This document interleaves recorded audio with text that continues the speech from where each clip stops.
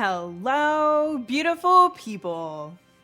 Of course, New World is a multiplayer game, action RPG by the way, and no, I'm never gonna let that die. But anyways, you start out with the main story questline, which for the average adventurer is going to demand a lot of hot solo action. Well, listen up adventurers. Whether you're a fresh off the boat noob, or returning veteran who hasn't played since the Dark Ages, BBS before Brimstone Sands, I've got some of the best solo builds to use to level in New World. No friends? No problem. We are going full lone wolf mode, just you, your weapon, and a disturbing number of dead pirates.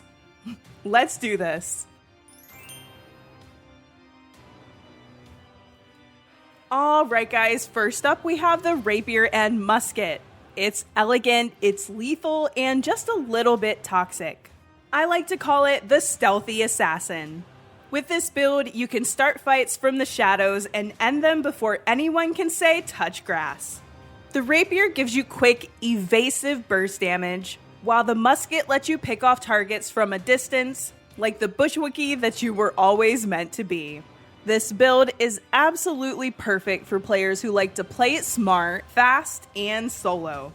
If you're rocking the Stealthy Assassin build, your primary attribute points should go to Dexterity and secondary attributes to Intelligence.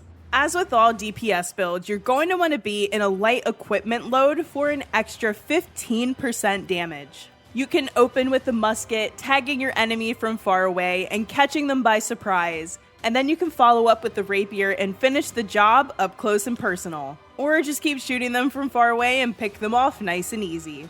This playstyle is great for solo leveling because you'll be in full control. You can disengage easily when you need to, have high burst damage for big booty boss fights, and you have good mobility. And if you do choose this build, just please, for the love of Isabella, when you're playing with others, do not aggro the mobs with your Musket before the tank can pull them. We know your Musket is long and it hits hard, but you don't have to prove that to anyone. If you're interested in playing as a stealthy assassin, here's some examples of how you should spec into your weapon skill trees. As you're leveling, definitely play around with the abilities and try things out. And if you are completely new, here's where you should be putting your attribute points.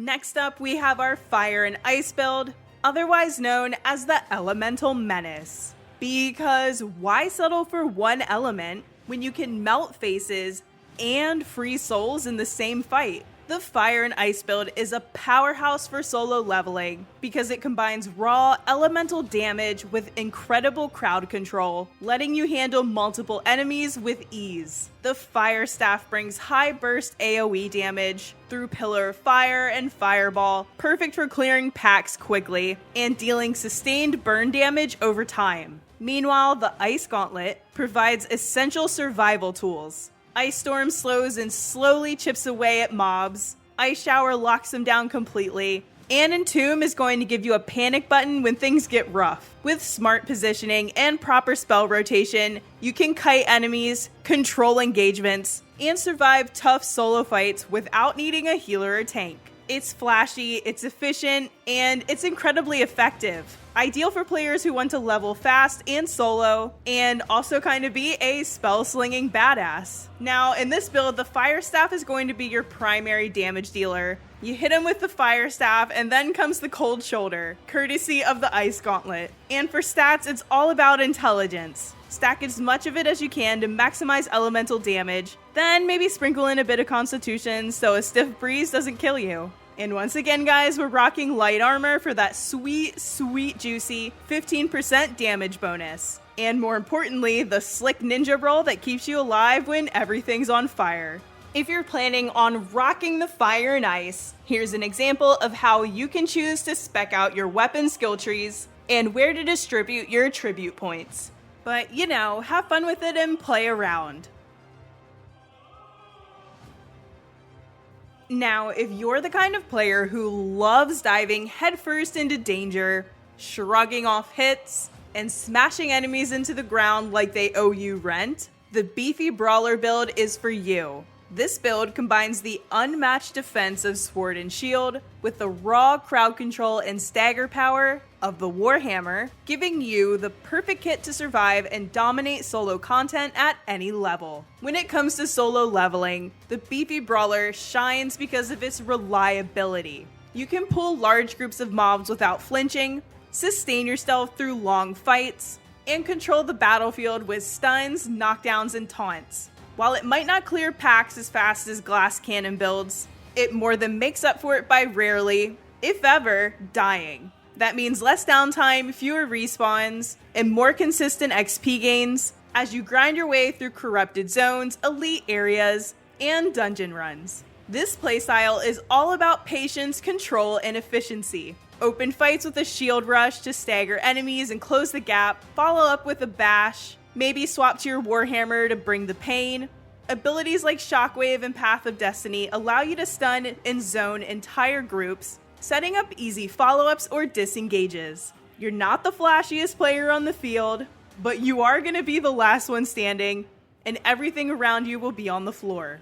In terms of attribute points, you're going to focus on strength and dexterity, with strength being your heavy hitter. And you probably won't get the 15% damage boost because when you put a shield on, you'll likely be put into at least a medium build, but that's okay because it plays into the tanky toolkit and survivability perks of the beefy brawler. Whether you're holding the line in open world zergs, soloing dump truck booty bosses, or just farming in high-level zones without ever needing a healer, the beefy brawler is the dependable, self-sufficient build that always gets the job done. You won't top the DPS charts, but you'll bury your enemies under your shield and hammer, one knockdown at a time.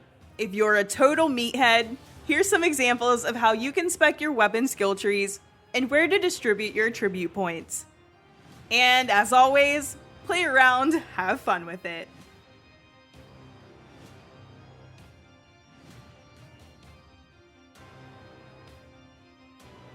And finally, last but not least, my personal favorite, the Undying Sage.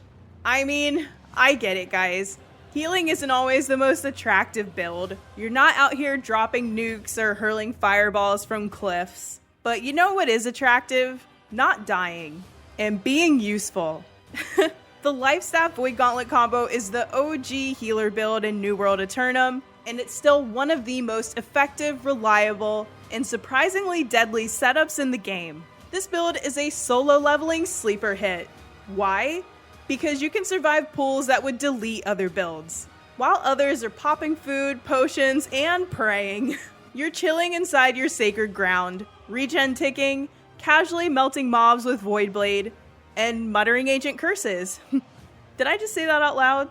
It's a build that plays the long game. You don't win with brute force, really. You win by outlasting everything and slowly wearing enemies down, like a sentient dot effect with healing powers.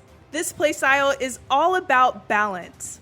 With a life staff, you drop Beacon and Sacred Ground to keep yourself alive, while stacking passives that grant you more healing just for existing. Then you switch to the Void Gauntlet for offense, a surprisingly spicy weapon when paired with Voidblade and Oblivion. You're not doing insane, out-of-this-world burst damage, but you're doing enough. Especially when enemies are dying and you're there sitting at full health, like, okay, is that all you got? As far as attribute points go, it's pretty simple. Heavy into focus, which is going to power both your life staff and your Void Gauntlet healing abilities. And then you'll also want to throw something towards intelligence, because your Void Gauntlet is your primary damage weapon, so you need some int stats for big booty damage. But here's the kicker, this isn't just a solo build. This is an endgame MVP. Raids, expeditions, trials, you will always be wanted. You're the foundation of every competent group.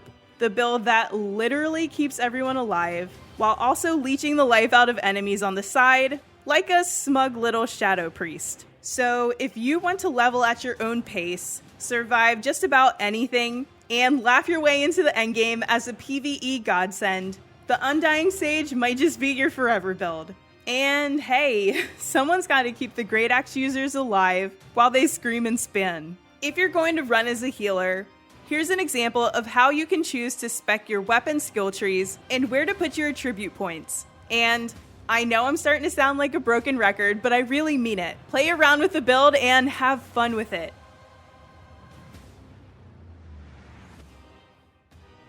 And that's it. Thank you so much for watching, friends. I hope you enjoyed the video and found a build that you're interested in. The great thing about these is that they will carry into different endgame activities, so none of your valuable time is wasted. If you made it this far in the video, go ahead and drop your favorite animal in the comments. And as always, please like, subscribe, comment, and share, but most importantly, be kind to one another. See you next time, friends!